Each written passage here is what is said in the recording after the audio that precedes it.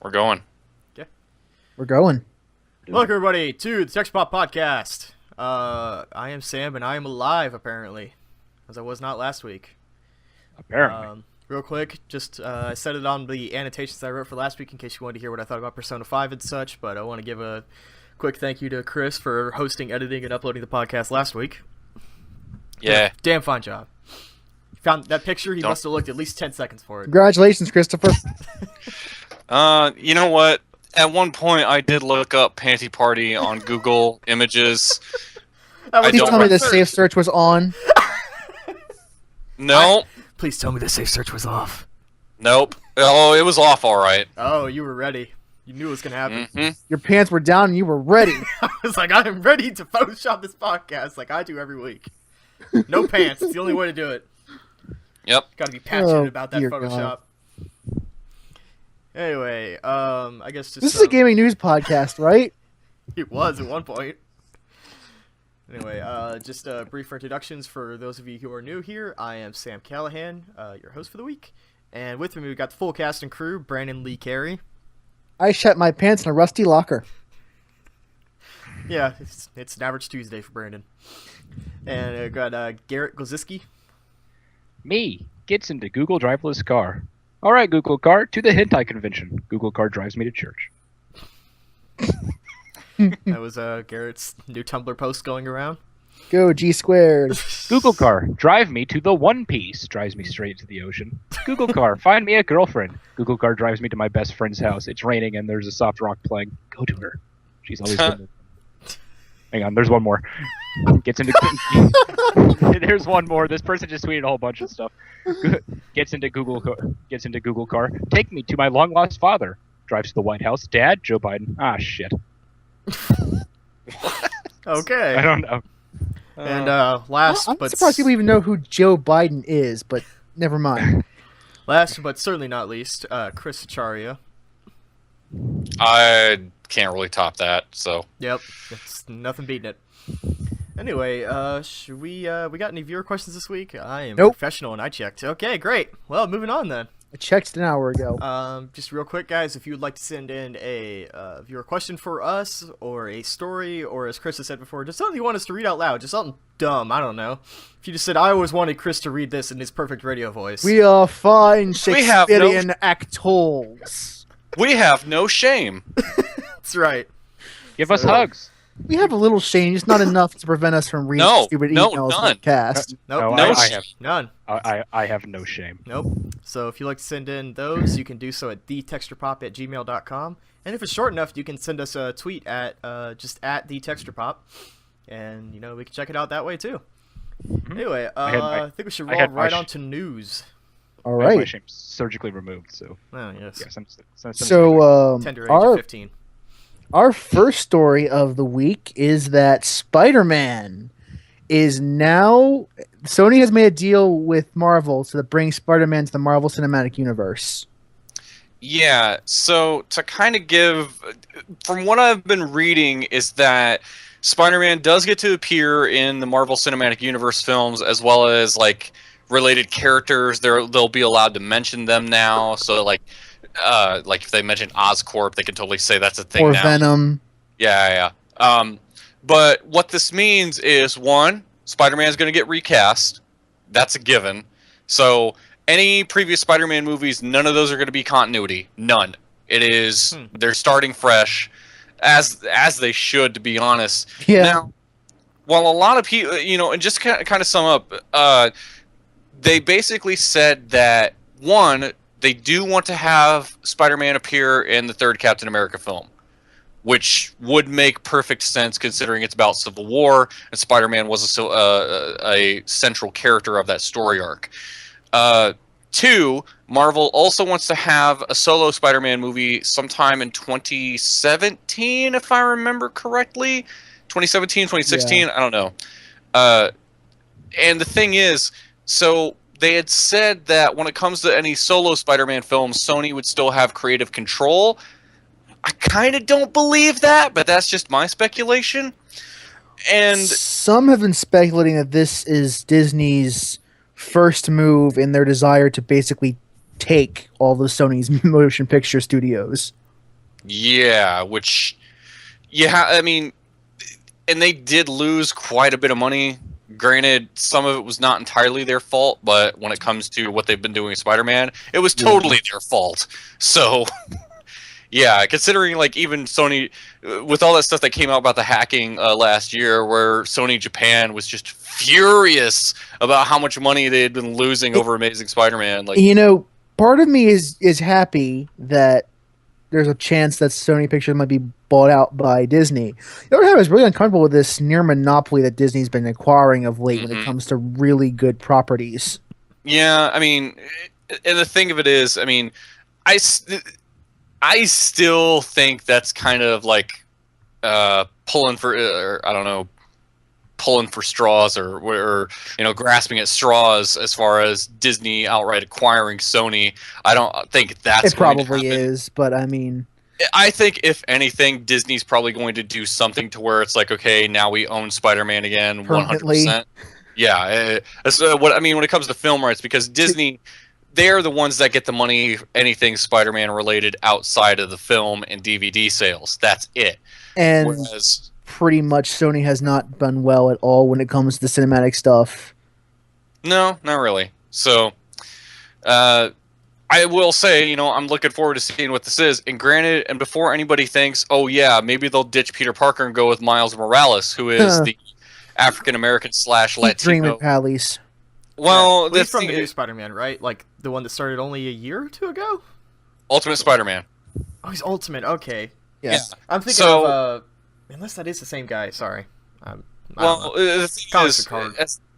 as I'm sure a lot of people would love to see that, unfortunately, that's not going to be the case. As they're already rumoring character or actors who they want to have as Peter Parker. So, sorry, folks, What it's still people going to be Peter don't Parker. seem to realize is that, like, for people like us, Miles Morales is this really new thing. And it's really cool and Mhm. really interesting character. For people who are outside of our sphere of influence, Spider-Man is Peter Parker. And Yeah, those I mean- two are not going are fundamentally locked together. That's why Venom will always be Eddie Brock. Yeah, and I know we've had this conversation before about Yeah. what goes on in comics doesn't always penetrate the mainstream knowledge base. Nobody knows that. Oh, hey, Falcon? Well, he's Captain America right now. Yeah. Thor's a woman. Do you know that general guy that hates the Hulk? He's also the Red Hulk. Yeah, So- like I really there's, love that new Miss Marvel though. I'd love to There see is a something lo- with there, that. That there is is a bit of time it'll take for those kinds of changes to penetrate the mass media if they ever take at all. But yeah, to kind of sum this up, I'm looking forward to see what they do with Spider-Man in movies, though.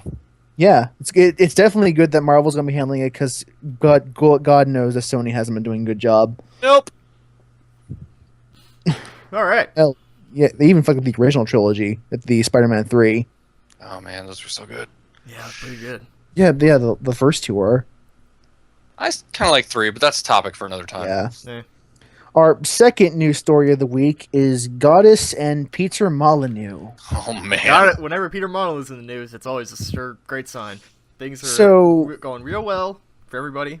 Back in the original Kickstarter for Goddess, Peter Molyneux made some promises that we'd have the finished game in a time frame that's about to expire soon. We're almost at the time frame and we're not really seeing a whole lot of results. People are naturally pretty pissed off. Right. Yeah. I mean, before you go on, I Furthermore- should point out, just without any sort of opinion on this, Peter Monalou is someone who does promise a lot of grand visions. Yep. A lot Yeah. of things. He's very big on promising things, like with Fable. The next element is that when asked about this by the community of the Kickstarter, he said that he has a team that he has put on to dedicate to finishing Goddess, but he can't do it himself because he has a whole different team that he's now using to work on a different game. Correct. Team about Goddess is not 21 done. individuals. So he's going to be working on that game while leaving the other team just to finish up Goddess. And he doesn't have a big studio to begin with, so 21 is actually most of the whole of 22 cans. Yeah, Yeah, it's if memory serves, the majority of the Goddess workers are temporary workers. Yeah.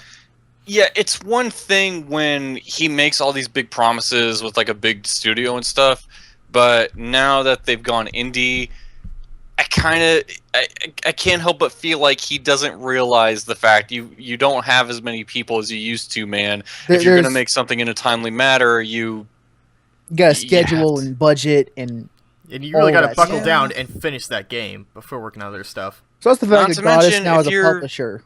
if you're getting money from Kickstarter, that's not just, resources for your game. That's money so that people can pay their bills. The Yeah. people who work on that shit so they can continue to keep foods in their mouth and clothes on their back. It's like, I wonder if he's understood that whole concept.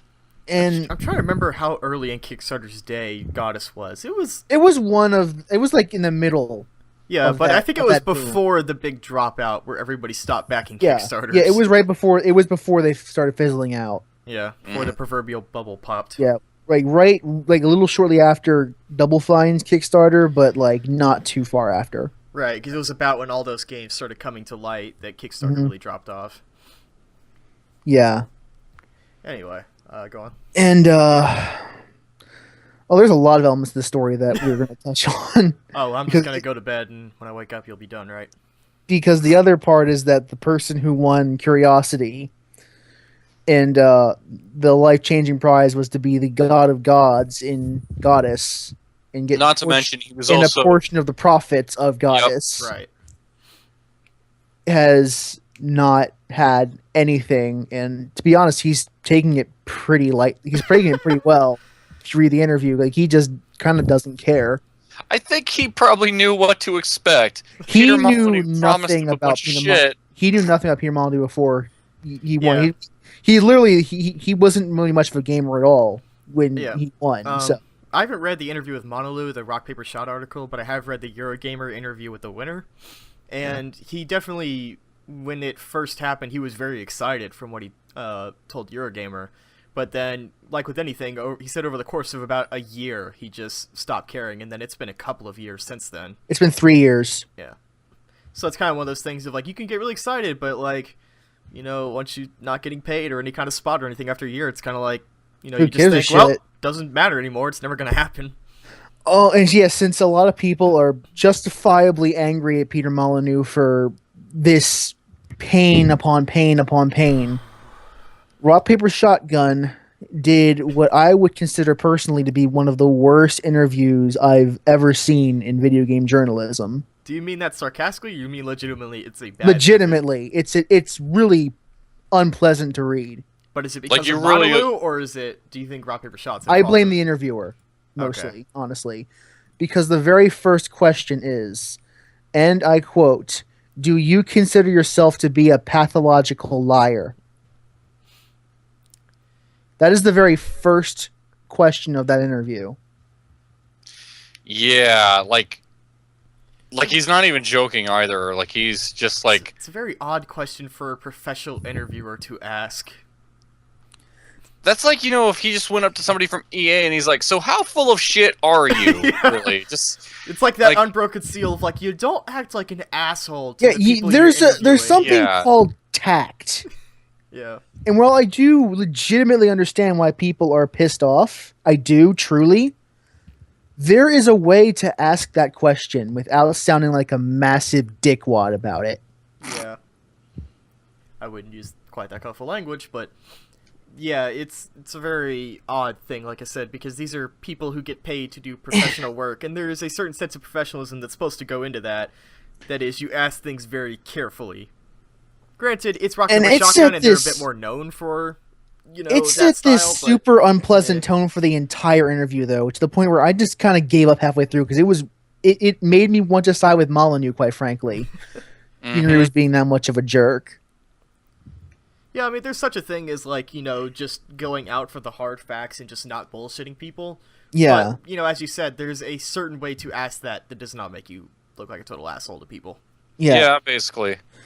But onto the topic of Molyneux himself, I have a lot of complex opinions on this Get one. particular story. You get 1.5.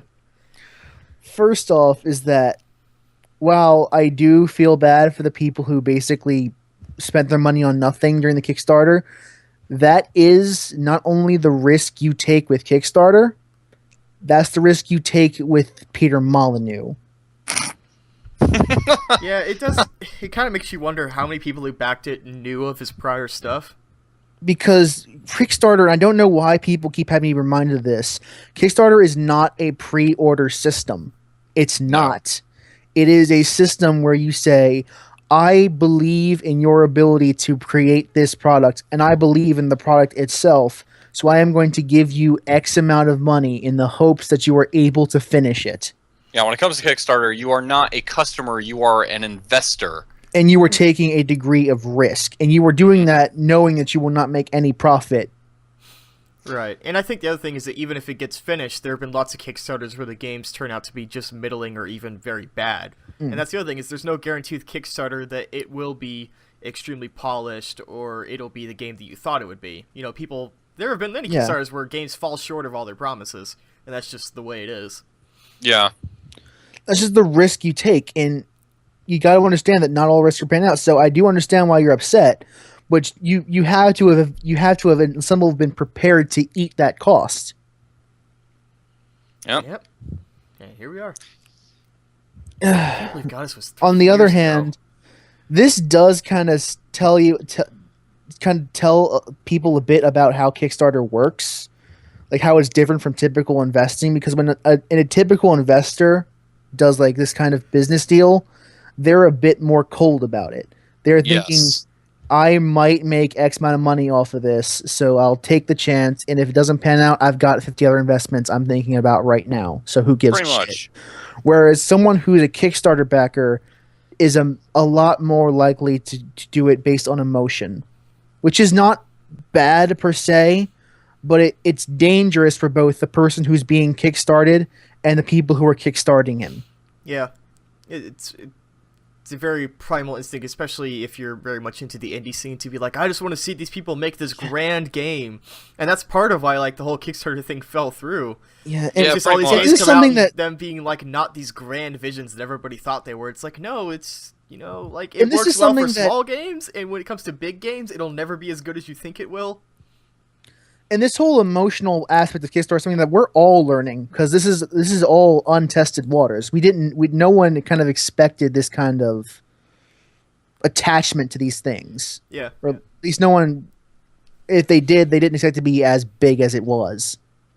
I think, you know, kind of getting back on the topic of like how Goddess is turning out in Peter Molyneux, I think it's yeah, I mean it is kind of another one of these things of, we were pitched this weird grand idea and we were told it was going to be finished within this amount of time. I mean, Goddess, it wasn't like it had any problem raising the money it needed for its goals, right?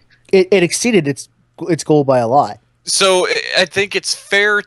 I think, if anything, regardless of what you were promising, whether it lives up to those promises or not, if you met your goal, your fundraising goal, and you say, okay, if we make this amount of money, we can meet this time frame, I don't think it's unreasonable for anybody to expect that you do, in fact, meet that time frame. And As a let me matter of be fact, I mean, clear it's- that I'm not blaming the Kickstarter backers. I'm No. not going to blame them, because they took that risk, and though they did assume that risk, they should be expected to expect that the product is going to work. I mean, yeah, So, I mean, even in- Molyneux does deserve a lot of the fault here. Yeah, even in like the you know, the business of the mainstream publishing, video game publishing, and the like, when a publisher is like, okay, well, we're going to give you this amount of money, how soon do you think you can get it done? It's like, well, we'll work within this time frame, and it's like, okay, we want you to get it done within that time frame, and you know, that's a project. You have those deadlines, and you know, when you are indie, sometimes, you know, deadlines can be reasonably pushed back. You know, Yeah. that's a given, but. And this kind of shows you that publishers cracking the whip every once in a while isn't always a bad thing. No. Yeah, I mean, it's kind of like when you work your job and you have a very strict or sort of lax manager. It's like, yeah, you might, you know, when you work indie, you can work at a very comfortable pace, but the thing about publishers is they make sure you get your shit done. You got to work at a Yeah. realistic pace for a Like, publisher. People complain about it a lot, but publishers, while they are out for money, they're the people who also help you get money at all. Like, Yeah. maybe All if I'm- Goddess could get finished, it could make more money, but they're just kind of sitting there, just kind of twiddling your thumbs, But doing right now, everything every once in a while. It's stuck in this early access / mobile version limbo. How many all I'm games gonna are say- stuck in that? Yeah. All I'm going to say, and I don't want us to. I'm stressing. I don't want us to get into another conversation about this, but this is a golden example of Duke Nukem Forever and George Broussard, and you can look that up. To know what I'm talking about. Quite a story, isn't it? I feel like Just look up. Yeah. Just look up. Scope creep. Just look Yeah. that up. You'll know early what I'm access talking is kind about. of the new Duke Nukem development hell, And to isn't some degree, we can't. There are a lot of people like me that kind of expect this from Peter Molyneux, because I don't know Molyneux for the work that he is praised for, like the it? black and Populous white. and, Populous. I don't Yeah. know those games. Those aren't the things that I know him for. I know him for are the promises that he makes about the Fable franchise. Mm-hmm. I mean, to That's be, what I know him for. I think to be fair though, say if you did back when you knew Monolith, like whether those games failed on their grand visions or not, at least they came out and they were functional games. Yeah. Like Yeah. this is arguably Absolutely. the worst he's ever done because the game is not done, and No. it's just sitting there, and it's I don't know. I would say more, but I'm just not enough of a game designer to really understand all that goes into it or what the hell's going on at 22. Yeah. games. It's a very messy situation for everyone involved. Yeah. I think we should move on. Yeah. But our last story is a very interesting one. Is that after 17 years on the show, Man. Jon Stewart is deciding Yeah. to leave The Daily Show. I did not know he was- 17. I didn't know he was on that long. I only started watching Daily Shit like Yeah, he couple made a months ago. joke. He made a joke about it, saying that I have been on this job for 17 years. That is the longest I've had a job consistently for 16 and a half. Oh, John. Or Oh, by okay. 16 and a half. Did he say why he was leaving or what he's doing next? He says he said he wanted to spend a lot of time with his family, who, and this is again a joke that he made during that episode. I want to hang out with my family, who I have been told through multiple sources are wonderful people. Yeah, I imagine working a show like that, a everyday show, probably like similar to a newscaster, has that sort of problem Well- of being gone all the time. Yeah, And the thing with Jon Stewart and the Daily Show in particular is that he did more than sit behind a desk and make jokes. He wrote a lot of stuff. He was practically a producer at some points. He did a lot of work behind the camera and coordinating that show and making it not what to mention it the fact he was. mentored so many young comedians. Oh God, yeah.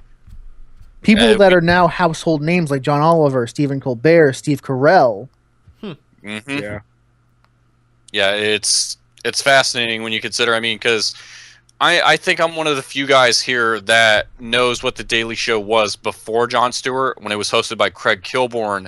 And at that time, the Daily Show had a very, very different identity than what it has now, to where it really was Comedy Central, as young of a network as it was back when, like, you could see reruns of stand-up, any given night on any given Yeah, time. I remember those Yeah. days. Yeah, and it was, but like Craig Kilborn, he was funny, he's kind of charismatic and everything, but basically the Daily Show was like, oh, we're going to make some cracks about news stories and then have a guest and plug some movies or whatever. And like the guests were basically just celebrities only. They weren't really like any like actual politicians, and like some of the people like John talks to now. Like the dude talks to people who were fucking up there in the White House and everything. Yeah. And a wide range of people, as well as like other news reporters from other networks and the like. He's fucking rubbing elbows with all these people. So that's just one of the many things that how Jon Stewart just kind of made that show his own, and it's going to be weird seeing him not around. But I would hope that like whoever has to fill his shoes, which are some big fucking shoes to fill. Actually, that imagine they the very do a good small job. shoes. Ha ha ha! Don't quit your day Oh, job, okay. Brandon. Making fun of him because he's short. So Brandon's the next host of the Daily Show coming up. Expect a lot more jokes like these. Yeah. Oh my And god, then the Daily Show rating plummets. I would kill it, as in I would make the show shut down. You would. Yeah, it would, Totally would. it would take like a week, and I'd be like, well, "This is pretty funny," and everyone else would be like, "No, no."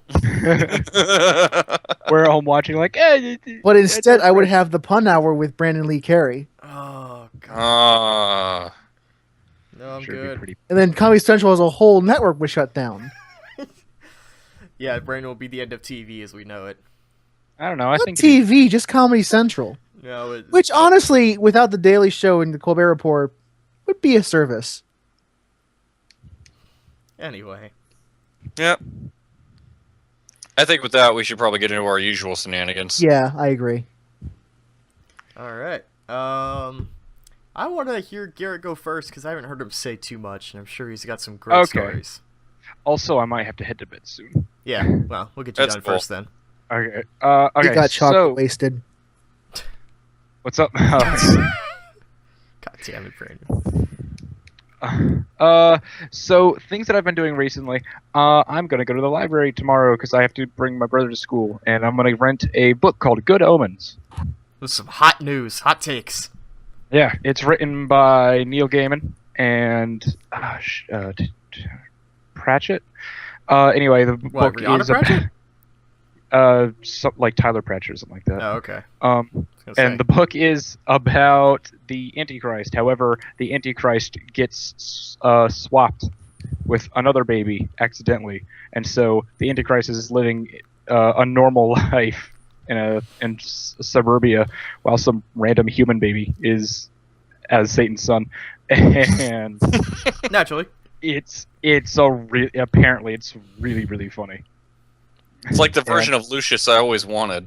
Oh, Yeah, it's- that game's so Apparently it's really funny. Like there's an angel and he's like super honest, and one of his tropes is he doesn't lie on his tax returns, which actually has him under suspicion by the IRS. So, like no one's this honest. And he's like super BFFs with a demon who is actually the demon who was the snake that made Eve bite the apple. But like Cool.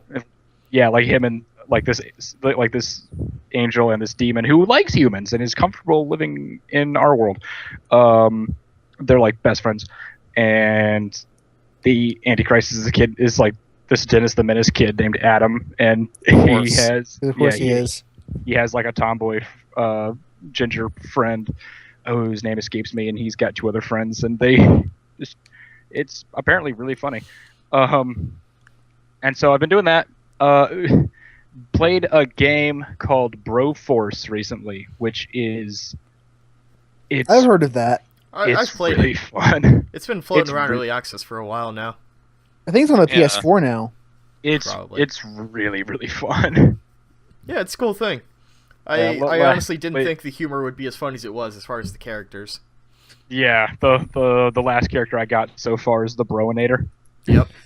You have like a whole bunch of different characters who are obvious, who are obviously taken from like 80s and 90s, like pop Like action culture. stars. There was Yeah. an E3 press conference where they announced that Broforce is coming to the PS4, and after that press conference for that whole like week, the CEO kept calling himself Bro Hey Broshita. Yes, I remember that.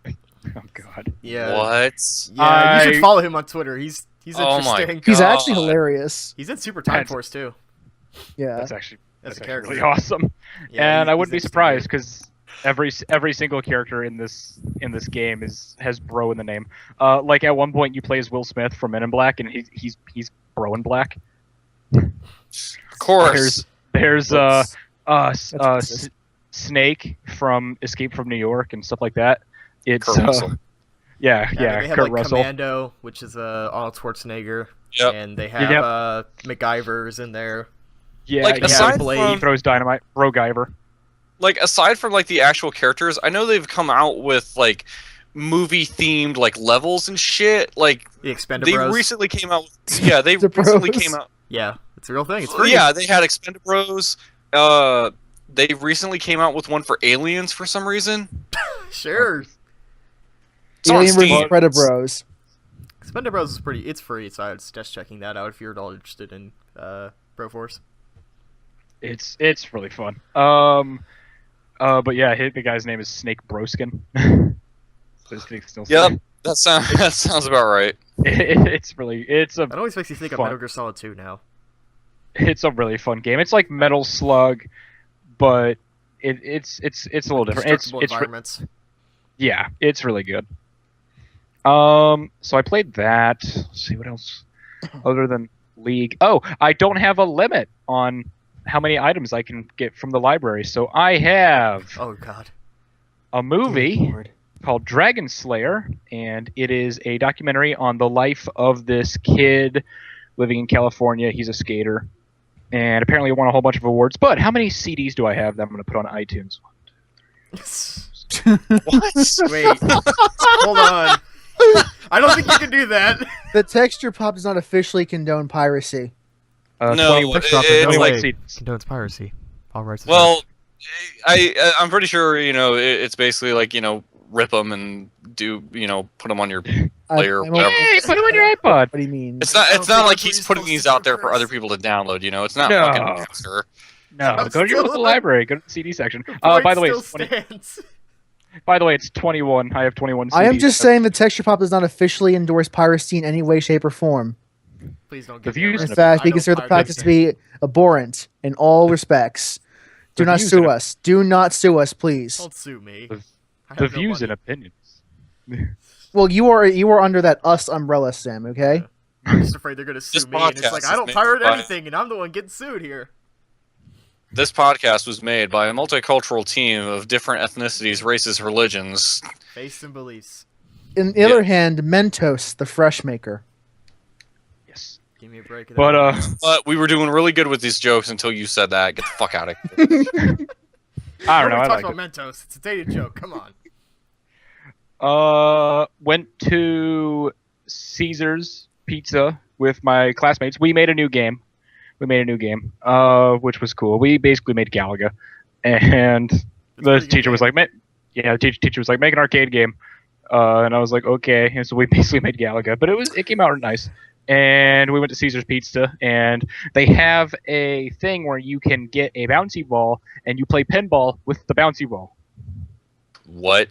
I fucking love it. So like, it's a bouncy ball machine, and you put a quarter in, you turn the thing, and a bouncy ball comes out, and it goes down a little ramp, and then it goes into a like a little crappily made pinball machine, and you play pinball with the ball, and when you lose, when it goes between the flippers, you win the pin. You pull out your bouncy ball. If you hit it and it hits a small little button, you get a second bouncy ball. So now you're playing with two bouncy balls, and you can get three. Then you can get four. And you can just keep To going. clarify, this Caesar is not little, is he? Oh, this it's very small. The Okay. store and the name. I thought Brendan was the only one doing puns here. Goddamn.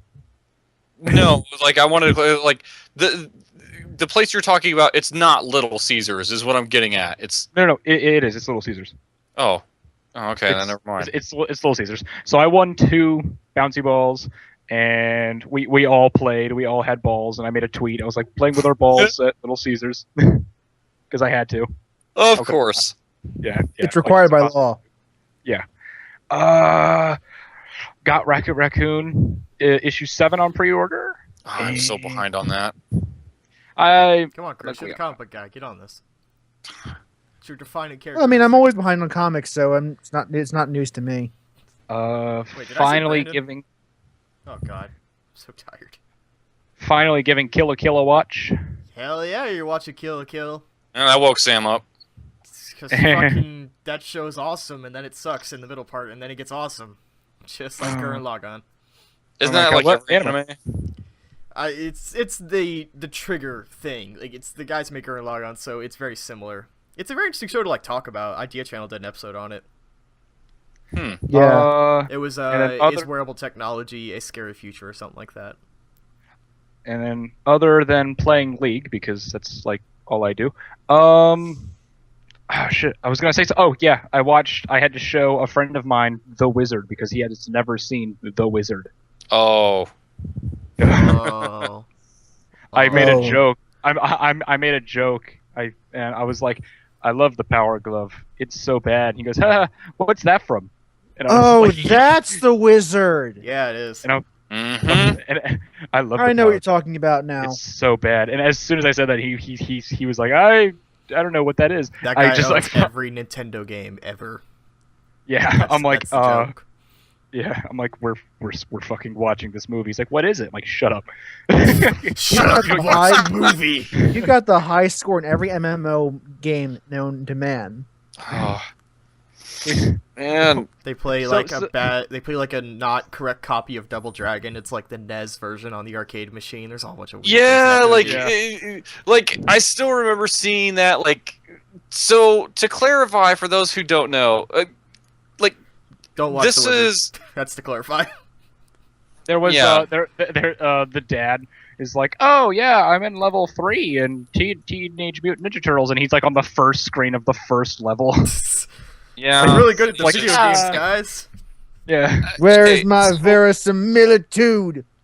for people who don't know what we're talking about, The Wizard was a film from 1989, and this was essentially a big commercial for Nintendo. It is the longest commercial in video game history.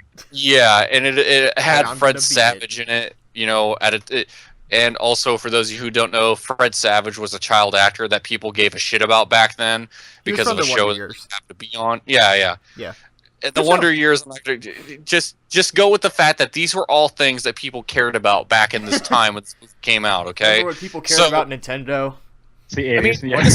this The Until Wizard Sega had its blast processing. Oh man, then the Jaguar with its 64 bits. Had so many but like, bits. I'm looking at I went to IMDb and I'm looking at this poster. Like Fred Savage has a fucking Power Glove on the poster right there. Yeah, Yep. yeah. Ah man, 'Cause and it's so bad. And what's funny is it's so bad. What's funny is that's actually supposed to be like a reveal in the movie. It's like, what is yeah, this? like a lot of the stuff that they show in that movie was basically Nintendo. Like this was at the time the first time anybody saw any real footage of Super Mario Brothers 3. That's how much Yeah. of a fucking ad. And I didn't know that at the time. The first time I saw this movie was when it was on TV, and as a kid, I didn't remember anything about the characters or the story. I only remembered a few things.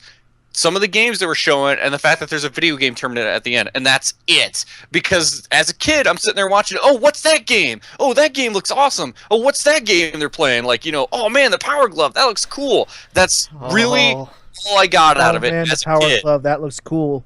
Like, it's oh so man, the kids. Power Glove. Holy crap, Ninja Turtles has a game, and then oh man, Mario Bros. Also- 3, gotta play that. Like, Title of our episode is Yeah. oh man, the Power Glove, that looks cool. this is basically what I got out of it as a kid. I didn't give a shit about whatever throwaway story they put into this. It was just like, yeah, video games. That's it. So it served its purpose then. Pretty much. Yeah, it did exactly what it set out to do. Pretty much did. Oh yeah, God. so I made my friend watch it. He was like, "What is this about?" I'm like, "You don't get to talk until we finish the film." I just need you to be quiet. I need this. I need this. I watch the need film in you. silence.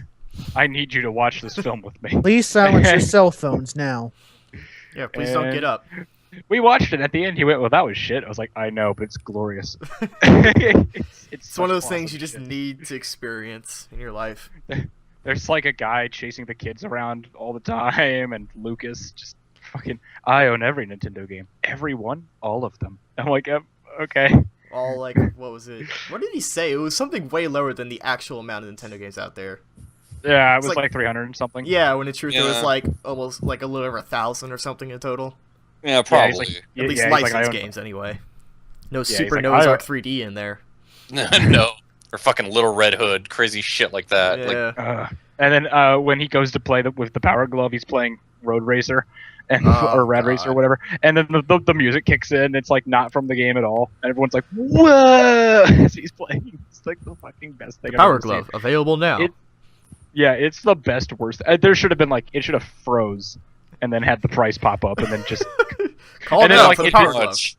and then it just dissolves to him. I love the Power Glove. It's so bad. Then cut to black. Done.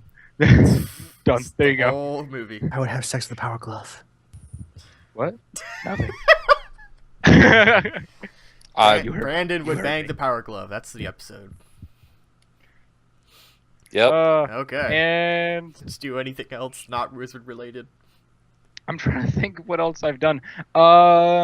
Excited for Grand Theft Auto 5 coming out on PC. Yeah, it's not coming out. Got pushed back. Oh, 2017.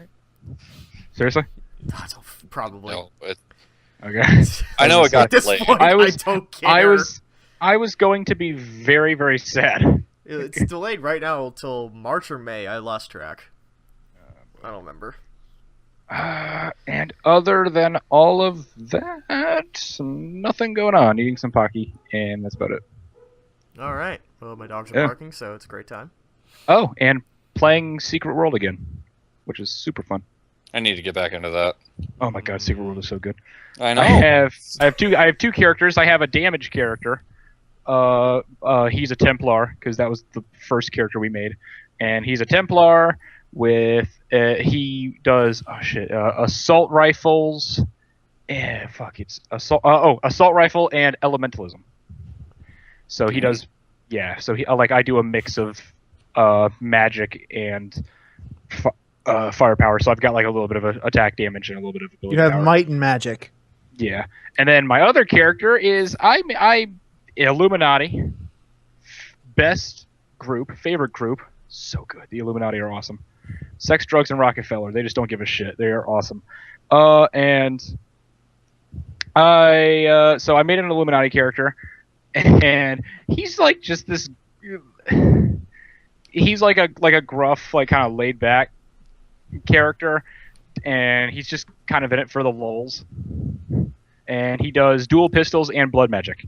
So I'll be in the back dealing out some damage, and then when people need it, I can not only heal them but also give them a shield.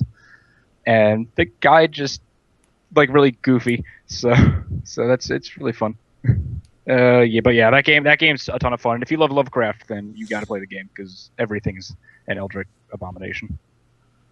Yeah, but yeah, so that's pretty much it. Oh, and rereading Scott Pilgrim versus the World. Yeah, rereading Scott Pilgrim because those books That's are good shit. Oh yeah. Other than that, nothing else. All right. All right. All right. So moving on. I'm terrified to say this. Brandon, did you do anything this past week? I did a lot of college stuff that you don't give a shit about. Oh, good. I mentioned my college shit. Let's talk about your college shit. Oh, Let's let's talk about not. Do you want to know We'll about be- databases and coding? We're gonna be Sure. here all night. Welcome to Oh, the we're Extra doing- Pop we're doing 24-hour marathon. We're doing Great. programming. Let me answer that question for you, Garrett. You do not want to know about databases. But I can second that. No, you don't. Okay, so And parallel programming. tell me the interesting things that the viewers would like to hear. So I did play 2 games this week. Good. That's Just 2. that's a small amount. Although last time when you played one game, which I listened to last week, that still lasted like half an hour. So Shut up, Sam. No one asked your fucking opinion. this is why I don't appear on the show. The first game I played was called Contrast. Okay. Now, for those of you who don't know, which is probably most of you, Contrast is an indie game that was one of the first games to be free on PlayStation Plus for the PS4. Oh, I was thinking Closure. Sorry, I was thinking. Yeah, two different 2D. games. Now, the gist of the game is it's basically like Portal in the sense that it's mostly a puzzle game that's based on a one like core mechanic. But the core mechanic in this game is that the main character that you play as has the ability to basically fade into the wall and use shadows as platforms. Okay. What else does this remind me of? There was that Wii 2D game where you would Yeah, shadow on the wall. that's what I was thinking of. I don't remember the name. It's So I'll look it when up you later. light a surface up, you can go into a lit wall and then use the shadows on that wall as a way to traverse the environment. And that's like one of the core mechanics of the game. And it's very interesting. It has a good story, a bit of an overly dramatized story because the main character can't see anyone besides this little girl named Dee Dee. She can only see other people through their shadows, the shadows that they cast on the world. So of course characters have to be a bit more dramatic so you can only see their silhouettes. But it's a very interesting little story, and it's definitely worth checking out. It's on PC and most major consoles nowadays, so if you can find it, you might as well give it a try. It's on Steam on sale quite a bit for pretty cheap. So Yeah, and it's worth playing through. Yeah, I've been meaning to forever grab a copy of that game. It's on my list. And the other game I was playing, because I don't have much more to say about Contrast aside than just go try it out, Cool. was I've been playing Outlast. Oh, Oh, Because it's fun for the whole Because family. apparently horror games is something that I do now. yep. You're gonna become the horror game guy. I'm not going to be the horror game guy. That's never going to happen. No, because you'll shit your pants too much. You'll... That locker's gonna get really full of Funnily shit enough, eventually. like, I was scared for about the first, I'll say, half hour to an hour through Outlast. That genuinely frightened me a couple times. Right. After a while, though, it stops being scary. I'm gonna ask you. Will ask you and also sort of give you a quick opinion on why I think that is. 2 reasons. Basically, one, I think it's that the first part is all jump scares, whereas they really decrease on that later on. Yeah. And 2, the opening is really strong, and the rest of the level design kind of sucks after the beginning. Yeah. As I does the agree. story go in some really weird places. For me, it kind of fell apart when I was put up against my first inmate, like down in the basement where you just start the generator back up. Oh, that's Yeah. pretty early. I was like much later than that. I was like, wow, this guy takes 4 hits to kill me. This is a really long time for me to go to just hit restart checkpoint, which is not in the menu. Right. So It's like for me, after like the 5th death to that guy, I was just kind of like, fuck this. Yeah, that's actually one of the better scenes in the game. I kind of lost most of my interest by the time you meet the doctor, and he's stalking you around. That actually kind of rekindled my interest in the game. I'll be honest, because like once you get over that initial hump, it's not. It's actually pretty thrilling. Not scary, but thrilling. Yeah, I don't know. I like eventually just sort of the effect of you're in an area, you're being stalked by one enemy at a time. Just kind of like that's the only thing in the game. So eventually that kind of bored Although me. once you realize that you run faster than they do, Right. it becomes basically you sprint through the level to do everything. It's almost speedrunish in that way. Yeah. And even if you get caught, you can afford to take the hit and just keep Yeah, running. So you can just take the hit and then keep walking, which I have done numerous times. Yeah, there many times I've been thrown out of a locker, and it's like, oh, you got hit 'Cause, once, but you the got typical 3 or 4 inmates hits. will take 4 hits to kill you. The tougher ones will take 2. There's only like 2 enemies in the entire game that will kill you instantly in a single hit, Yeah. and they're very slow. Not really sure if that would have been a better idea or not, because being able to get hit multiple times kind of ruins the tension a lot, Yeah, because it kind of changes the way you play the game. I don't I know. mean, I can understand you feel like you reduce the health damage you take if you're like pulled out of a bed, so that gives you a fighting chance to actually get away. But I do think that is an interesting Yeah. comment on the game. But I did finish it. I went through the entire game, and yeah, that ending was kind of Kind of. Yeah, I don't know. I'm very much into the kind of horror that doesn't delve into that kind of stuff, but whatever. it's nanomachines. Yep. Oh, really? It's stupid is what it is. Like, it's just so out of nowhere at one point, and then it's just like, Yeah. oh, we're doing this now. We're going this I direction. mean, I I do gotta look this up. like the gameplay change they make there, where before you're using night vision to navigate through dark hallways, Right. but towards the end, you're using night vision because while it is brightly lit in that area, you can only see the bad guy chasing you when you're using night vision in your camera. Yeah. Because in regular camera view, he's just completely invisible. So I did like that little change where you basically you're using night vision to cripple your sight so you can see. I don't think I knew The bad that guy when I for, beat like- the game. You didn't? I don't think so. I remember just getting hit a lot. Like Yeah, I streamed the end of the game. The bad guy I is remember you completely watched part of it. invisible with regular camera, but if you use night vision, he's totally visible. So you can cripple yourself with night vision so you can see him temporarily. Interesting. So it's like the inverse effect of using night vision traditionally, where you use it to make yourself Yeah. see in the dark better than your enemies can. Wish it had more mix-ups like that. And I did like the section where they took away your camcorder for a little bit. I did like that. I That was did that was- like it, but I was felt that the way it limited you kind of meant that they could, like, I already knew what they couldn't do without Yeah. the camera, so it's like, Because they oh, can't have you get ambushed in the darkness without your camcorder. They so- can't. They're not allowed to do that. That's cheating. Yeah, so it kind of got to, like, when I got the camera away, like, it looked nice, and I liked the way it moved around, but I was like, I know what's gonna happen. You can see. You know when you get the camera back, you're going to get ambushed as soon as you get it back. You know it for a fact. Because you're in the darkness with your camera, and of course that's what they're going to do. I guess the thing about Outlast is it's very much just It's very predictable. But it's very much just a standard horror film. Like, you know, it's good for Yeah. a few scares, but it's nothing that really left any kind of impression on me. Like, I completely forgot I played Outlast until you brought up that you were playing it a few days ago. Like it is a very predictable in terms of how it's paced. Yeah. It's Yeah, fun, though. Like, you- I played it and I But enjoyed it what I is played fun of to it. play, like one time. Yeah, like, I tried the DLC, and that's where I kind of went, like, you know, I'm good. Like, it's the same game. Oh, I read up on the DLC on Wikipedia. Yeah, it's... I wasn't actually going to play the DLC. I- I had my fill when I finished the game. I like, you know what? This is exactly enough Outlast for me. I Yeah. want no more and no less. Yeah, I got about half an hour in, and I just quit, because that was how I felt, too. I was like, yeah, I'm good on Outlast. I'd rather play other horror games at this point. Yeah. I have had exactly enough. Yep, which, you know, the game was short, but it was short in a good way. Like, horror generally isn't meant to stretch very long. Yeah. No, like you wouldn't want to go fucking 40 hours into this shit. Like, Horror RPG. Isn't that right, Dead God. Space 3? Well, Dead Space isn't a horror. 3 No, isn't a it horror isn't. game. No, it it certainly fucking isn't. It's comedy fucking of the year. shooter. Oh, Dead Space.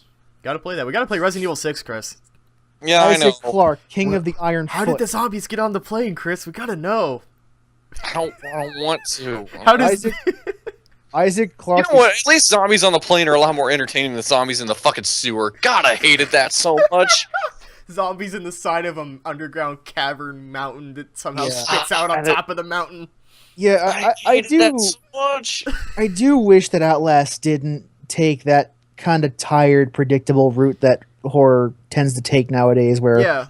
oh Well, yeah, I don't need the bad thing explained to me. I don't need that. That's kind of why I compared it to like a big horror movie. It's like it's a Halloween horror film. You know, Yeah. it's very predictable, but you like it anyway. But Like- just the once, like, Like I don't give a shit that Jason Voorhees had a bad mother. I don't care. I don't really care. but you know, like Outlast isn't gonna be the Resident Evil or Amnesia or anything of its time. It's Oh, not gonna no. be something that people remember in 10 years. It's something that's nice. It's a nice little change of pace from if you play a lot of other non-horror games like I It's do. the popcorn flick. It's the Yeah. Halloween popcorn flick. You know, you go and you see it and go, oh, that was scary, and then that's it. That was your night. Yeah, you play Which through is it fine. once, you never play through it ever again. Yep. If I never think about Outlast again, that's fine. Which, you know, So not to it's- say it's a bad game, but it's just like, you know, it was the experience. It was the thing I did. And Yeah. I I'm good believe with Jeremy Johns would say, and I quote, "You'll forget it in T-1 hour." Yep, already forgot. I Anyway. am going to have to hit You could say you finished it as. Yeah, so that was basically my week. that. All right, Unless you sounds want to like hear Garrett's about gotta Buffy the go. Vampire Slayer. Nope. Gotta- Nope. All right, well, Garrett's going to have to head off, so we will see you next time, Garrett. Thank you for joining us. Later. Later, Garrett. Oh, with the rest of the audience, you stay put where you don't move a fucking muscle. This cast is still ongoing. This is like the wizard. Don't you dare fucking move. Yeah, threaten everybody listening. That's how we get more listeners. And then don't our get the viewership fucking- fucking doubles this week. Like, yeah, I like being threatened. If you move, I will write a letter at you. I mean, I don't To know. every one of you. I don't know. I heard people were into that. 50 Shades of Grey got really popular. Oh, we're going to talk about that later. Don't you worry. You're going to hear all about that. I when it have comes to me. unconventional desires. That Show movie. me. That movie has a right now. Last Airbender has a higher rating than that movie on Rotten Tomatoes. Oh, we'll get to that. or I is it- wrote- or it might I be- it wrote might be IMDb. About 1,000 words on that on that movie so far. On that game. On that game. Oh my god, I 50 only Shades, 50 Shades of Grey, the movie, the game. It's like fucking Playboy Mansion, the game. It'd be something made by Telltale, like Which choice you want to make? The influences the story, but really comes to Did the you same want- ending anyway, so it doesn't Did really you want to matter what move you your say. lips slightly or stare blankly at him? But it doesn't matter because it goes to the same ending anyway. Telltale. I mean, those are your only choices throughout the entire game is just to stare blankly or move your lips. Yeah. seductively. We'll get to 50 Shades later. I don't want to think about it right now. I don't. Let's know. get to that never. I'm okay with never talking about ever. I'm gonna have to Nope. talk about it. But are you done, Brandon? Yes, I'm done. I've been done. All right. I'm gonna listen to this next time because I want to hear what you guys did. All right. All right. I will see you guys later. See ya. See you good. All So right. who's next? Chris is next, I believe. I want to save my special treat for the last. Now that now the cat's out of the bag, it's something to look forward to. You Um, bitch. I'll So- explain it later. So I stopped playing Yaiba because that game kind of struck a little bit of a chord with me, to where Bad chord or good chord? bad, because it basically kind of hit on a pet peeve that I've been having recently with, like, not just character action games, but a number of games that kind of use this little trope of you have these weapons, but sometimes the temporary weapons are the best ones, right? Yeah. Right. Because they always do the most damage. And the thing is, I've gotten to a point in the game where, like, I'm really only about halfway through it, but it started getting to a point where it's like I'm pitted up against enemies that, like, I have 3 different types of attacks, and none of them seem to be useful except for grabbing a temporary weapon off a zombie and then using that, and that seems to be, like, the only thing that does any good. Oh Really, no. yeah, it's like you've given me this arsenal, but it feels useless, and the only thing that's really any good is the temporary weapons that are usually like, you pull them off a zombie, or you pick a standard zombie up and use that, and it's like, why isn't my sword good enough anymore? Why isn't my fucking mechanical rocket arm good enough anymore? Like, it's... Why are you not getting enough mechanical rocket arm? Why? Like, aside from, like, all of the offensive, ridiculous writing that I had mentioned last week, that really is something that's just a pet peeve, and what I just kind of... Especially, I was just repeating the same section over and over again, unable to make any progress. I was like, I can't do this anymore. I can't fucking do this. Like, I can't do it, John. I can't do it. It was like I just had to play something else that I was like, okay, I need to play something I know I can make some progress on just to make myself feel better. With, you know, a number of things I've had to do this weekend, but So you play Dark the Souls, one right? big oh god, Made no. hot progress in Dark Souls. Oh fuck. One You know, does my not friend just progress. borrowed my copy of Demon Souls and Dark Souls, and he's gonna go play them tonight. Play both of them. He He's asked in which for one to the play surprise. first, and I was like, Demon Souls, I guess? I don't know. They're both great I guess, yeah. I mean, as well. it's not the like first we're one that ready came out. yeah. Demon Souls, I'm in progress on that. I might go back to that one of these days. But Demon Souls is fun. yeah. But the one game I do want to talk about was a PSP game Whoa. that actually got released this year called What? Brandish. Yeah, Brandish, The Dark Revenant. Chris, I don't mean to tell you this, but the Vita came out a few years ago, and the PSP is no longer in production. Well, I hate to break it to you, but somebody did release a brand new PSP game on PSN. Are you gonna tell me how great it is now? Yes. Oh. So basically, But why is it a So- PSP game? because so here's a little bit of history on this game. Oh. Brandish the Dark Revenant started its life as I think an 80s/90s Japanese PC / Super Famicom game. It was an action RPG. It was It's made a really lot of focused on progress Dungeon since Crawl. then. Yeah, there's been a number of sequels. Apparently, there's been a number of sequels to this game. Not any of the. I think the first one was the only one that ever came to the States, and then there was a bunch of there was at least like 4 other sequels. Well, actually, I think only 3 other sequels. And so basically, this game on the PSP, Brandish the Dark Revenant, is a remake of the very first game in the series, and it was released in Japan in 2009 for the PSP. You keep saying brand, and I keep thinking you were going to say Brandon, but you keep saying Brandish, Nope. and it's really Brandish. distracting. Hashtag brands. Look at all Brandish, these brands I have. So- Stop calling me the Dark Revenant. It's mean and racist. No, Brandish No, Brandon. You're the So Dark Covenant. Revenant. Brandon plays Brandish. I don't know. Anyway, Yeah, But- that's the new LP series, so- Brandon. so this game it got released in Japan for the PSP in 2009, and it did not get a translation until this year in 2015. That's That's interesting, actually. Wow. Yeah. I wonder why. It got released digital only. You can only buy this on PSN. So, and I guess that's not a bad idea considering It's that you also can. pretty safe bet, considering. You can play it on the Vita now too. Then Yeah, you can play it on the Vita. Yeah, but they must have done that intentionally, because I don't think you can get on the PlayStation Store on the PSP. you can. Oh, shit. I didn't do it that way. I mean, Oh, right, Got like it on the the- Go had PSN, right, because that was the whole What crux most of it. people will do is they'll end up just putting it on their PS3 or their PC and then transferring the file over. Right. Point But That it's was what I did. faster. It's faster Got it. typically. I point being, bought though, it on. play it on Vita. Yeah. So what Yeah, I is bought this it on game?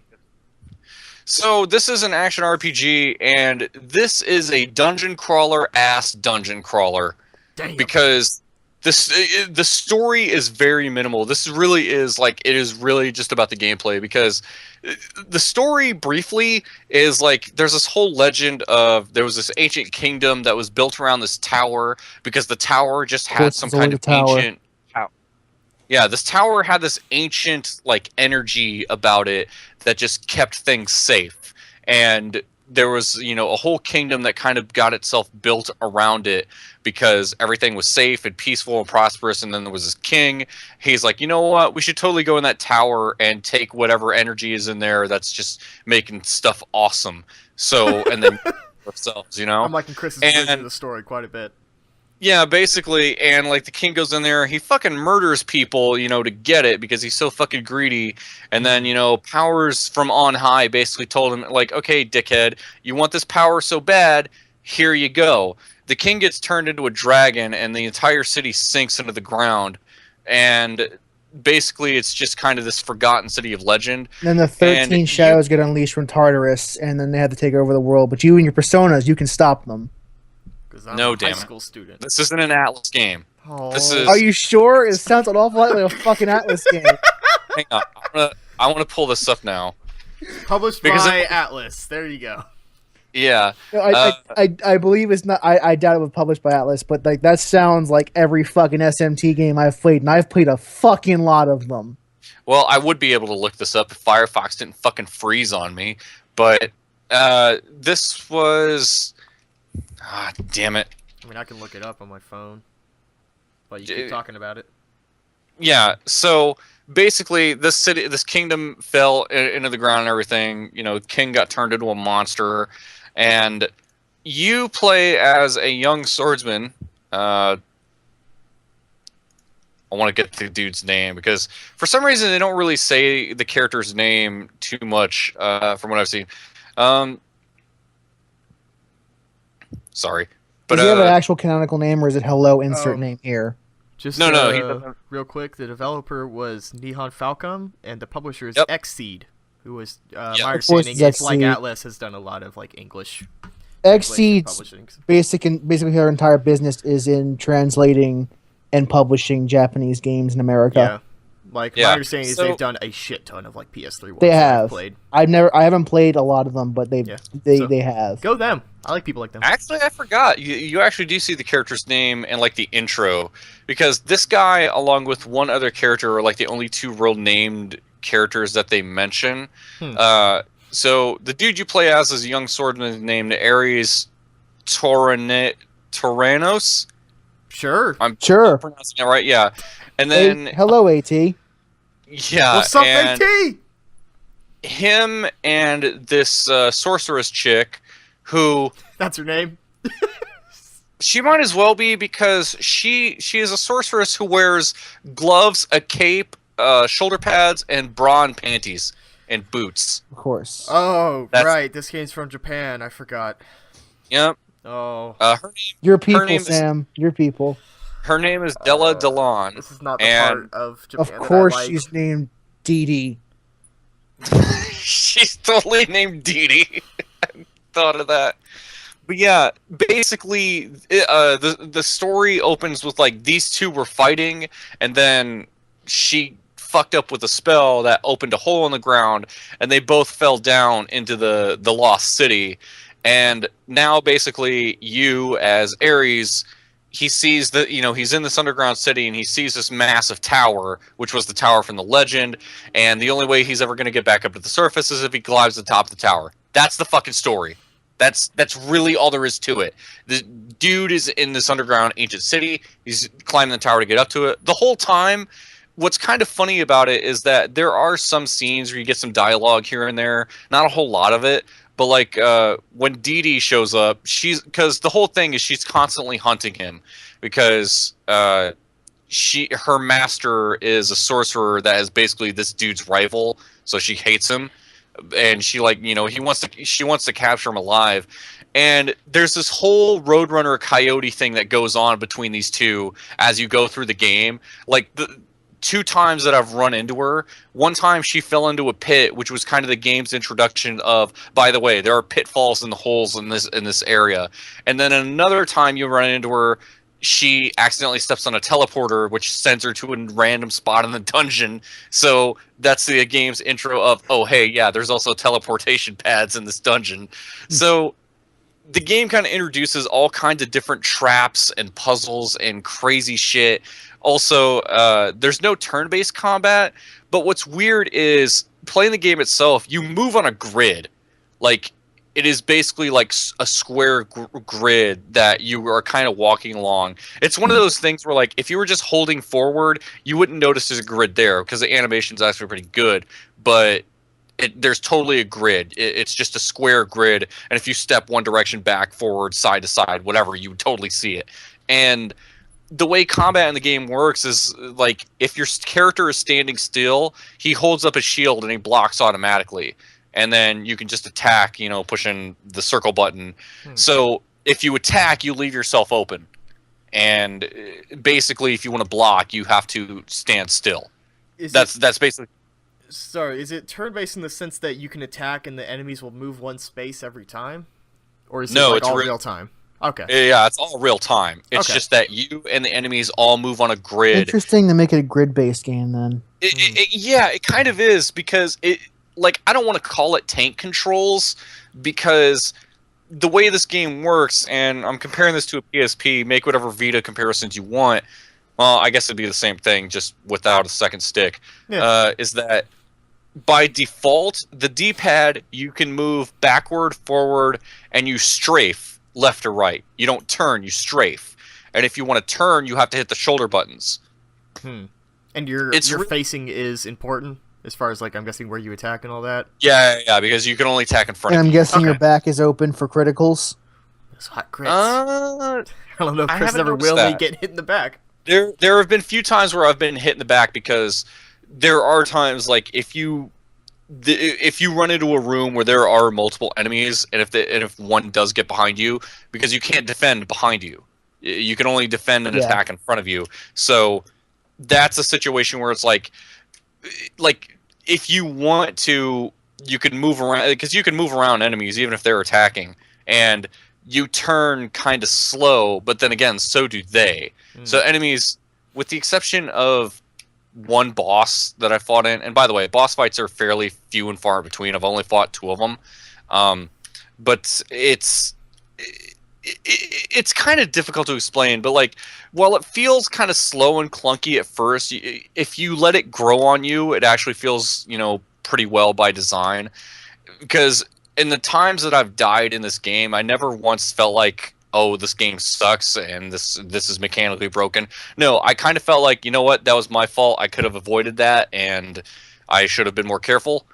I think there are a lot of people that would look at this game and say, this is too old school, I wouldn't like this, but there are some people that probably would like the fact that it is old school, because this really is, like I said, this is a remake of probably a 20-year-old game, as far as I know, of a Japanese dungeon crawler, and I think it works really well. I will say this, it gets monotonous. It's totally fucking monotonous, because I've gone through 10 different areas and they all looked the same. I don't think the floors are randomly generated, because that's really the point of each floor, is that you get whatever loot that you find, and then you're trying to find the exit to the next floor, and then you repeat until you fight a boss or you get to it's one of those games. Yeah, it is one of those games. It is. Yeah. Like I said, this is a dungeon crawler in the purest sense. Yeah. And if you do not, it's probably, there are like I have started to notice, like actually I got through the ruins and now I'm in the actual tower itself. Like I'm in the actual fucking tower of Huh. the game. And so now like the textures and everything look different and It'll there's probably change every couple levels. yeah, like I imagine like you get in certain parts of the tower. It's like It'll- Persona 3. Yeah, basically. It basically is that. So, but like I said, you kind of move on a grid. There are some people that would probably look at this and say this is too cumbersome and clunky, but I've kind of let it grow on me. And as a portable game, it works really well because you can save anywhere. It doesn't matter where you are, what you're doing, you can always save. Very nice. It's there are no save points. You go into the menu. There are a you lot want of to save. games you forget to do at least to put a quick save function in them for the portable game console. Yeah, yeah. A lot of people I mean, forget that. I mean, there's kind of two different things. It's like one, you can make your own checkpoints, and two, you can save whenever you want. Because the way checkpoints work in this game is either one, you get to another floor. Whenever you find the stairways to the next floor. Between floors, it's always a checkpoint. So if you get to the next floor, boom, checkpoint. You're safe for now. However, each floor can take you quite a while, especially if you are OCD like me. You have to find everything in that fucking map. If you want to fill out that, because What do you we get mean by a while? Like, are we saying 15 minutes, half hour, an hour? probably about half hour. Like you could spend a good long while exploring the floor because you get a mini map and that fills out as you explore the area. I have a real problem with those maps, man.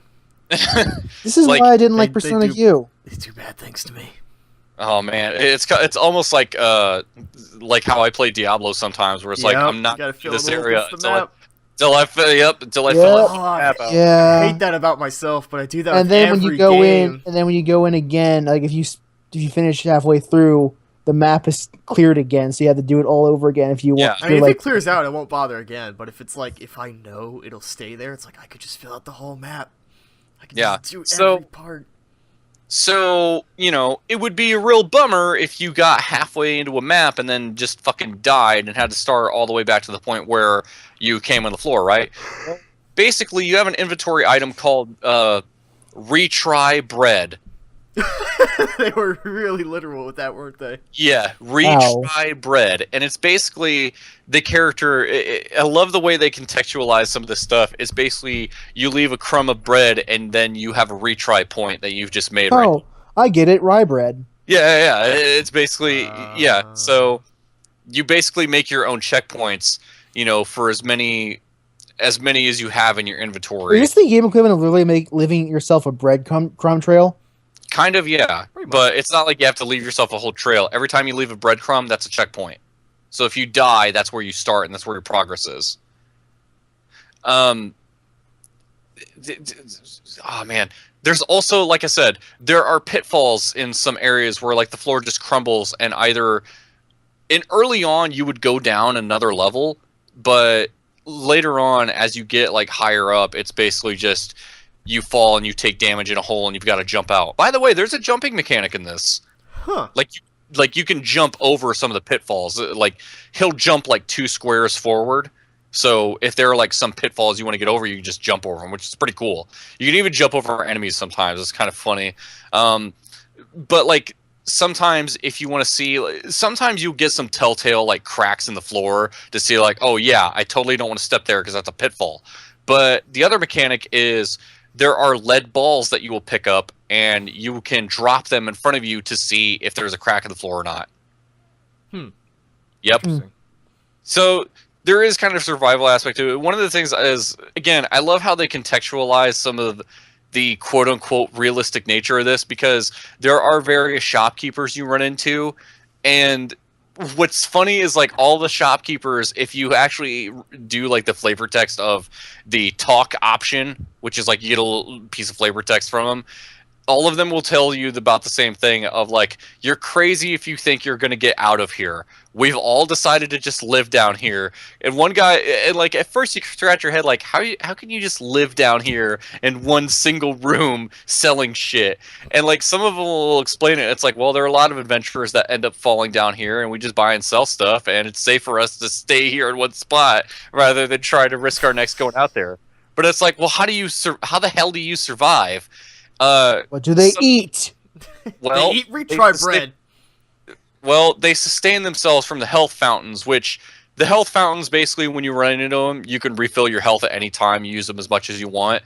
So the health fountains are how these shopkeepers have been sustaining themselves. That's kind of creepy when you think about it. It's really creepy. Like I'm not eating It's like- food or anything. I just Imagine- jump into this fountain and I'm like, I feel great. On the other Yep. hand, that would be the most useful thing ever in medical technology. I know. could really Come, use that come power in, now. come into the room, battered, bleeding, about to die because your organs are out. Just take a sip of healing water, and all of a sudden, all those boo boos go away. Yeah. Boo boos be gone. There are, I guess the only other thing is like, aside from like, sword fighting, you also have like magic spells. Like you find a scroll. So far I've only seen like a few different elements. There's like, here's an ice spell, here's a fire spell, here's a lightning spell. They all kind of attack differently. Eventually you'll actually get a healing spell and everything. What's interesting about, and the last thing I'll touch on, is how you level up. I mean, you level up the same way of like, I gain experience, there we go, or I kill monsters, I gain experience, I level up. But as far as like, you have 3 other stats of strength, intelligence, and magic resistance, and your strength levels up 2 ways. One, when you hit stuff, or when you get hit by stuff. And your intelligence levels up by using magic, and your magic resistance levels up by taking magic attacks. That's I just want to point out that Boo Boos Be Gone is a great title for an episode. yep, totally. Yeah, I'm kind of digging this game though. Like I said, the story is very minimal. This is not something you come to if you want some big sweeping Final Fantasy-esque Persona-esque narrative. This is something that you want to play dungeon crawler. You want to go on, a loot hunt and, fight monsters and shit and go through this D&D-esque tower. Here you go. And, for a portable game, you can play it in short bursts, save whenever you want. I think it really does the job. So Cool. I might check that out. Cool. it is $20 on PSN. So, Alright. that leaves us one last person. Yeah. Samuel Dilweed Callahan. Let's see what you've been doing this week. Yeah, so I did make a short list of things I did, but I am probably just going to limit it to the one, because just some, it's like quick things I did was like I finished Grow Home. I might write about that. It's fine. It's interesting. And I get all the songs in Project Diva F because I play a shitload of that. Of course you do. You weirdo. Of course you did. Yes, it's great. Weirdo. And I already wrote about in last week's annotations what I thought of the Hyrule Warriors Majora's Mask DLC. We've been playing more of that. Real quick, I'm just going to talk about how I wrote an article about how I took a whole week off Twitter this past week, which was interesting. Like, to someone like Chris, that probably doesn't mean much, because, I know my understanding is you don't use it much. Brandon uses it a little bit more, but I used to use it a lot. I Like, check it exactly twice a day. Exactly twice. That is all I can stomach. Yeah, so some of the things I wrote about kind of come to that point where at one point I talked about the idea that without Twitter I became much more emotionally stable. And that is not saying like I am crazy with it or anything, but it's like when you view Twitter, you start to feel for your friends and all that. So you get these posts that's like, I got engaged, it's like, oh, that's great. Or like, I released a game, it's like, oh, that's cool. And then it just follows with just a torrent of just horrible tweets about either people who are just depressed or retweeting harassment. And it's just like, well, now my day is just being ruined by the moment, by everything I'm seeing. And Yeah. so that was check kind of the that. nice thing without it. And I also wrote about the most interesting phenomenon I encountered is that you feel much more aware of your small world without Twitter. Because, since I've grown up with a lot of social media and the internet, it's very interesting to sort of take that away and just kind of realize what my place in my world is. And it's like, so here's what I do day to day. Here's You're what I a find kid in staying. Georgia. And I stopped thinking about like what everybody else is doing. It's like, you know, my worldview became smaller when I'm not seeing what's going on across the country and across the world with some of the people I follow day to day. So Like shit that just goes on in your It backyard. has its own pros and cons. yeah, it was certainly interesting just to kind of like day to day. Like I thought that would be depressing because you know I just work a regular job, whatever. But you know, like In a way, it's oddly liberating. yeah, it was really kind of nice for a That's while. why I used to be heavy into all of that. Like when I first started Twitter and all that, I would check it so many times. Then I said I don't have the time, the energy, or the patience to check it all these times every day. So I limited it to 2, maybe 3 times a day. Period. End of discussion. No more than that. Mhm. Yeah, I mean, I'm not gonna go as far as to hard limit it anymore, but like, I did notice some of my habits changing. Like, I still have that bad habit of like, I take my phone everywhere, and even throughout the end of that week, I still checked it for nothing. Although I did read a bunch more Pocket articles because I was like, I You know- need something to do. It's weird because I take my phone everywhere, but I literally once went a whole week without realizing my phone had died 5 days ago. Wow. See, I can't do that for my work though. And then need that. I tried to make a call, and I was like, "How long was this dead? Is that why no one texted me in the past couple days?" I thought it was just so boring, but I was actually dead. Considering the fact I'm somebody that is trying to get a new job and the like, yeah, there's no fucking way I could have turned my phone off. Like, Yeah, there's, my job requires Yeah. GPS every day, so I kind of need that. But yeah, like I use my phone technically. I just don't use it that often. It's only like there for pretty much for emergencies. Yeah. I guess like the last thing I want to touch on, I wrote all this in the article that well, you can go on the website that's linked in the description. It'll be there. It's the newest thing right now. Yeah. But like the last thing I did notice, and this was only slight, because I've read so many articles about how like Twitter increased my productivity and it basically just fixed my life that was formerly ruined by Twitter. And I had no such major change in my life. Like, you know, I didn't discover newfound, you know, like just days of free time in my life, but I did discover without it that without mindlessly checking it over and over, I did feel like my days, like I feel like I had like another hour Extra throughout my day. time. Like in the article, I said about an hour, and that's kind of how I felt even today. Like I didn't check it at all, which is probably the nice thing to come out of this is I stopped having that reflex. Like whenever I'm checking it these days, it's out. I'm very much aware that I'm doing it. I'm not just doing it because that's what I do. Like I leave TweetDeck open all day just because I don't have a reason to close it. I just forget I have it open like for most of my day. I'll admit, like a lot of times when I check Twitter, it's like I'm fucking bored. I'm in a grocery line, waiting at the bank. In a more general sense, I usually tell my friends, if you're calling me past 9 or 10 o'clock, you had better be in an emergency. Yep. Because if you're not, you will be. Well there, Mr. Threatening. But I think what I would say is that if you are someone like me who would just check Twitter constantly, and I don't think that's a bad habit. I'm not the kind of person who thinks that social media is ruining my generation. I like what it's done for me, and as far as making new friends. But It's not like you're hopelessly addicted to it like some people are. Yeah, Like, you know, like I was able to take off it, and like I've checked it maybe like 3 times today. But like you know, because there are some people that like they they really out have- if they can't have it. yeah, like they Yeah. seriously have a problem. And there's a difference between like using it because you want to keep up with friends or using it because you feel like a physical or mental need to check it without anything there. Yeah. Which is usually It's what people write ridiculous. articles about. It never got that bad for me. But what was I gonna say? Oh, just you know, if that at all sounds interesting, I would say try it for yourself. As far as like a couple days, like at one point in the past, I just tried a day without Twitter. And this time I went a week, and now it's like even when I was installing it on my phone again, I was like, I could just go another week. Like I really just don't care. And it's I not saying remember- like I still like I checked it again, and it just kind of felt different. Where I was like, yeah, like it's certainly Twitter, but I was kind of enjoying my time sitting in my room and just you know like I watched loading screens go by, and I didn't check Twitter. Like I realized how fast some games load. Like I just kind of like I checked up on videos, I wrote articles, I read stuff. I wasn't hugely productive, but I, you know.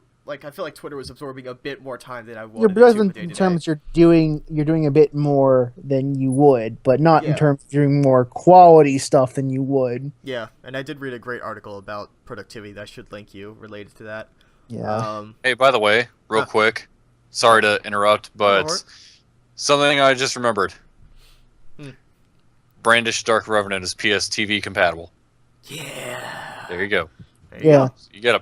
You got a PlayStation TV. There you go. Play that PSP game of a Yep. Famicom game. Yeah. Falcom. So I think that's it for that. And the other thing is that I've been talking about this for weeks with my coworkers. I saw 50 Shades of Grey on Friday evening at 10 Oh p.m. God. You miserable little bitch. It's funny because everybody, like people who know Actually, me, I don't care. I had this really funny moment You where know like what? people. If you want to watch that movie, have at it. Okay, well, I mean, all joking aside, I think I know. Like, this was an intentional bad movie night you guys were having. No, I'm assuming. nope. Like, let me give you like the you guys- setup here. Let me just run you through it. All right, sure, 'Kay. sure. So, I saw it. I originally was going to see it with me, my friend Jeff, and our coworkers, Mary Kate and Emily. And Jeff ended up having to bow out for it. So it was me and Emily, who's never read the books or anything like that, but knew the plot, which I didn't. I only knew like the basic idea. And Mary Kate, who has read the books multiple times. So, it was a very... Talking about 2, 3, 4, or too many. It's more than once. It's one too many. God. True. So, I don't even argue that one is too many. So I am writing my article about it. That's like some 800 words, which is just the footnotes for it. But the one thing is, like, if I were to give a review of it, it would just be, don't see this movie. Like, you know, and it's not even just like the Twilight thing of just like, oh, don't hate it because it's popular. It's like, it was legitimately not a good movie. In the No. sense that, like, the acting was poor because the female actress whispers everything. The male actors are very dull voice.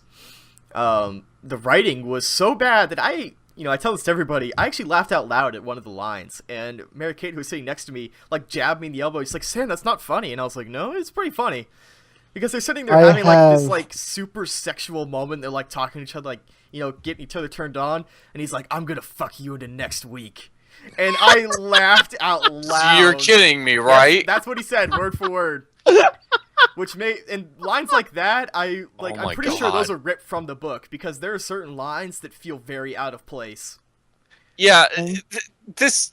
I have unconventional desires. Yeah, like there's one line where she was like, "So are we gonna make love?" And he like, and I knew this was from the book because the way he said it felt like he was reading it from the book, where he says like, "I don't make love, I fuck hard."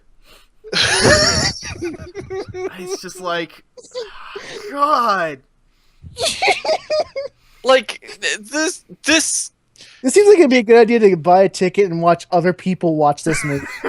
Like this and the reason I compare this to Twilight is for one big reason of this and Twilight were both written by geniuses who suckered the world into giving them money for what is essentially their masturbatory aid. Well, if memory serves, 50 Shades of Grey actually started out as a Twilight It fan is. fiction. It is. Yeah. I And mean, then then gave her a life of it its own. also attracts mostly the same audience. I expected to see a lot more older women there, but there were a bunch about my age, which was around 21. I.e. early 20s. women and gay men. Yeah. It's like I'm gonna write my own dirty fanfic and I'm gonna see if I can get it published into a book and get a movie deal out of it. Just gonna Hey. call Smut sells, apparently. I'm just gonna call it Yeah. Fuck Wars, and Like- it's gonna Also a good title for this episode. Yep. Smut Well, sells. I did find it interesting in the sense that, like, it wasn't a good movie, but I'm really glad I saw it, if only because I wanted to know, like, what is it about this movie that makes it so popular? like just how bad like, is just, it? like, culturally, it's very interesting to think about. Like, this series is huge! And I was like, why? And I guess it finally hit me that, I'm sure it's for a multitude of reasons, but one of them, I think, is that even though our society talks a lot about sex and talks such a big game about how, sexual our society is, we don't really feel comfortable talking about that. So I think when that Yeah. came out, as my mother even described it to me, that just to have all these regular love stories, and then you have this one that's like, it's still a basic love story, but it's got that slight twist. As I described it, it's like, squeezing a lemon into your water. And it's kind of like, it's just that little bit that's like, ooh, it's a little racy, it's a little hot, but it's not so out there as to freak people out. I know I had a friend of mine. She was offended by the nature of it, not because of the fact that it deals with like BDSM and everything, but this feels like somebody who's writing about BDSM from like an outside perspective. Yes. Because the way she made it sound is like this person does not get what the actual relationship is between people that go into like a master submissive relationship like this. Because it's like the fact that this dude is forcing her into all this stuff, she's not like willing. That right there is bullshit, because when it comes to like a true relationship like that, it is because both participants are willing and they are consenting and that they want to do this. They use safe words, they know when to stop, they know how much to push. And in this movie and in the book, it's basically they don't do that. They don't use safe words. They don't know when to stop, and they just keep pushing, and it's really ridiculous. Like, Yeah. It is very much like that. Like, I don't have any personal experience with that, but it's something that I've read a shitload about, and I've watched like Netflix stuff on it, because truth be told, I find that stuff fascinating. Like all the aspects of sexual, nature, especially that. And that's part of what I wrote about. I wrote a few paragraphs in my footnotes about how I think that the story could have been really interesting. There's actually a YouTube series called Sexplanations. I've heard about that. Made by it's sponsored by the Vlogbrothers. So it's totally completely educational. It's not racy or anything like that. So it's worth checking out if you're interested in that kind of thing. Yeah, I think what I've been watching on Netflix was called The Science of Sex or something like that, and I watched an episode about polyamorous relationships, which was interesting. But yeah, it's hosted by a clinical sexologist, which is an actual thing. A lot of content that the person who wrote this probably should have looked into first for writing any of this. She talks about the girl in the YouTube videos. Dr. Lindsay Doe talks about sex in very clinical terms, so that it's not creepy or anything like that. It's just this is how people work. Mm-hmm. It's a fact that people act like that. So as I wrote in my footnotes, if I remember correctly, I'm not gonna play it word by word because it's just the notes. Is that I feel like there was a much more interesting story idea in there, in that because the way society looks at BDSM is like this really disturbing, and a lot of people see it as like a mentally ill thing to do. And I also point out that I think to some degree that makes sense, because as humans, why would we want to encourage any sort of harm to other humans? And I feel like there's a really interesting story in that it could have been like her falling in love with him and him being like, I have to do this. And they do have a conversation near the end of the film where she's like, why do you do this? And he's like, I don't know. And I felt like that was the best part of the film, because that was the most, I like the idea of how ambiguous it was. It's like some people just have these strange innate desires that they cannot explain. But I feel like, even for just the first movie, it just falls into such a standard love trope of like, the only thing about it is it's a love story where they have some somewhat kinky sex. Like in the movie, he ties her arms up like once or twice. Like there's nothing crazy about it. Hits her with a belt at one point. Did we just have a nuanced, intelligent discussion about 50 Shades of Grey? I mean, I think there's an interesting idea in there, like I said. I tried reading a different book that was called The Secret Life of a Submissive or something like that, but it was so poorly written and there was like grammar mistakes all over it that I quit. I do agree though that subject in general is extremely fascinating. Yeah, and it would make for an interesting film, and the idea of like, how people can handled be together a bit more respectfully. But yeah, that's the thing. Is it like Chris said, it feels like somebody who like might have an interest in that, but has never actually done any sort of research into what it's like. Because like you said, it's very much just he's very dominant person, and like they just. What really bummed me out too is they went for such an obvious thing, at least my eyes, which was he grew up in an abusive relationship. My understanding is that his mother beat him. She was a crack addict, he says, and a prostitute until he was 4, where he got adopted. And he says, that's all I remember.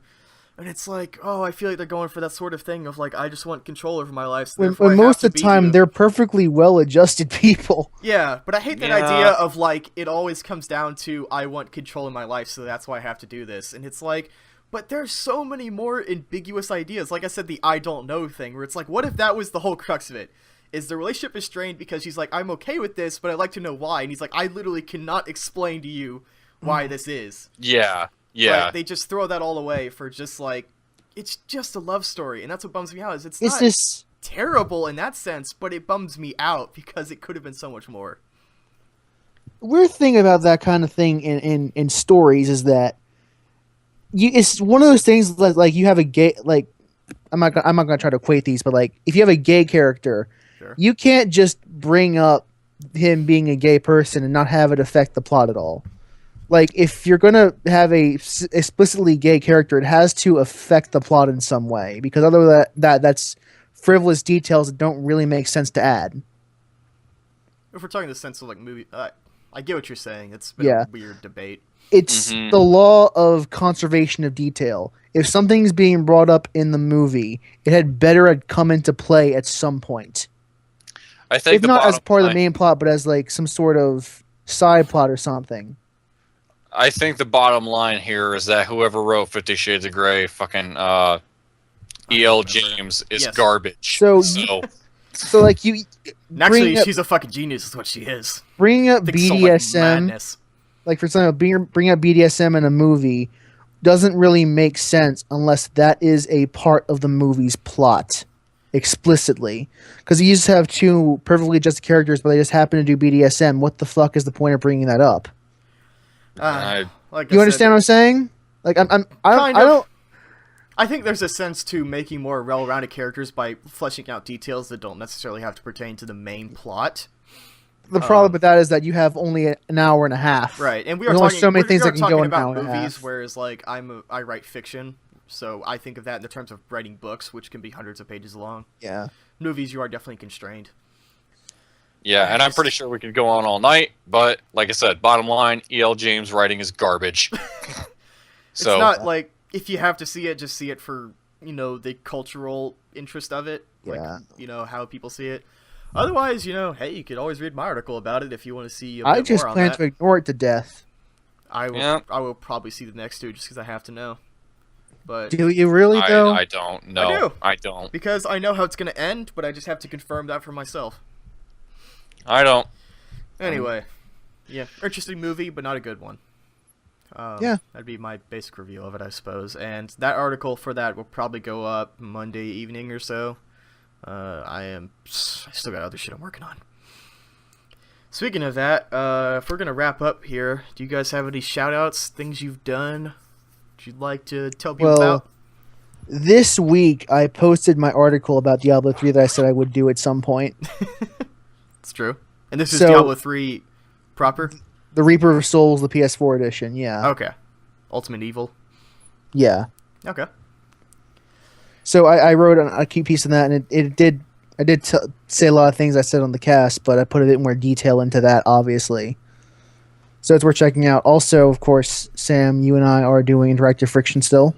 Right. I think it's pretty safe to say that we have already finished that ourselves. Yeah. I don't think I'm blowing anyone's mind with that. At this point, we have finished recording all the episodes. Right. And they will But- be trickling out over the next... Probably only got 2 weeks left before we're Yeah. done. We only recorded 3 episodes. yeah, like we recorded about 6 in that last session. Man, things got pretty interesting towards the end as far as our conversations about the game. Yeah, like we were 4 episodes into the session, and then we realized we were close to the end. And like, you know what? Just fuck it. Let's finish this up while we're here. Yeah. I am in between jobs. I haven't done shit. I'm still waiting for that novel to come out with Susie Changes. Other thing that might be worth noting is that I have done a little bit of cleaning up on my blog. There was a lot of stuff like in the about sections that was like years old and needed to be Yeah. cleaned up. I know she linked to a few blogs that don't exist anymore. Yeah. So So good on you. that got pretty much that's starting to get cleaned up, and I'm slowly working to make sure that everything's a bit more current and stays current, Right. because Future-proof it. there's no excuse for that. Right. I guess as far as my stuff, I wrote that Twitter article. It's, about I'll link in the 1,000 show notes, words. of course. Thank you. It's not too long. I think it's a quick little fun read just about what it's like to go without social Yeah. media. My 50 Shades Grey article It's funny to say that out loud. Is that ongoing or is that the something that's footnotes are already out? done, and the footnotes are like a couple paragraphs, just like written out. So I just need to structure that basically and edit it. So that'll probably be out Monday, which would be before this comes out. I think it's safe to say before this is out. I still have a That'll be out. backlog of articles that I'm waiting to release. Right. And then I have that Saya no Uta article written. I've had it written since like last week, but because I've been working so much, I haven't started editing it because it's a couple thousand words. And I was like, I don't want to sit down and read all this right now. And then other stuff past that, but again, like I'm only going to start talking about stuff that I've actually If you have to, ongoing. you should proofread it in chunks. Yeah, I'll probably just get to it as soon as I get the longest workday done this week. But yeah, And with so, that, yeah, with that, I think the show will This be is the over. texture pop popping off. All right, well, see you next week, everybody. And Bye, goodbye. guys.